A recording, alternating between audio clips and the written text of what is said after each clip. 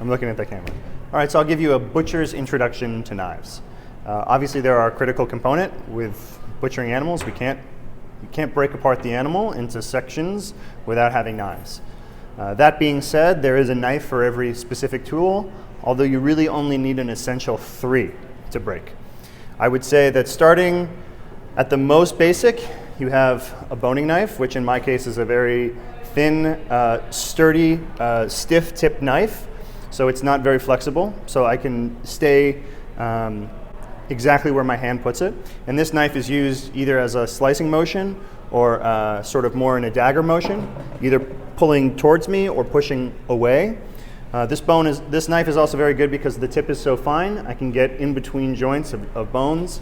And I would say that this is 90% of my work right here, and that's breaking. So this is a very classic mentality as well too, to use a knife like this, which is much smaller and much finer and requires a little more finesse and understanding of the anatomy of the animal, not just using a saw to break through it. Next, you'll see 2 slightly larger knives, rather 3, and these would be breaking knives. So you've got these 3 knives.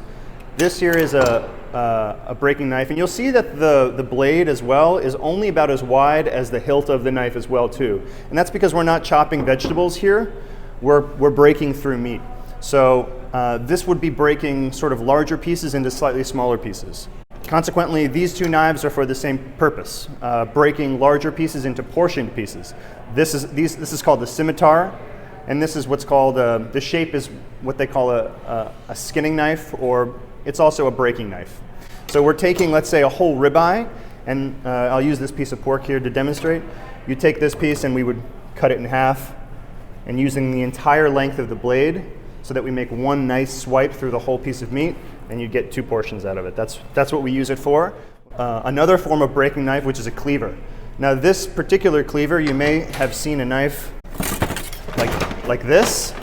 This would be a very typical cleaver, but I would say that cleaver, because it's so light, would probably be best for smaller pieces, smaller proteins, like rabbit or chicken, or maybe goat, baby goat. But this piece here is heavier. It's about 3 pounds, and it's called a lamb splitter. So this is what's used for splitting a whole carcass in half by hand. So again, a very old technique, but you're using the weight of the knife, like an axe to split wood, like a wood splitter, to break the bones in half. And they make them for lamb and goat, for pig, and for beef. So the ones for beef are very big. And they're 2-handled knives. It's like a battle axe.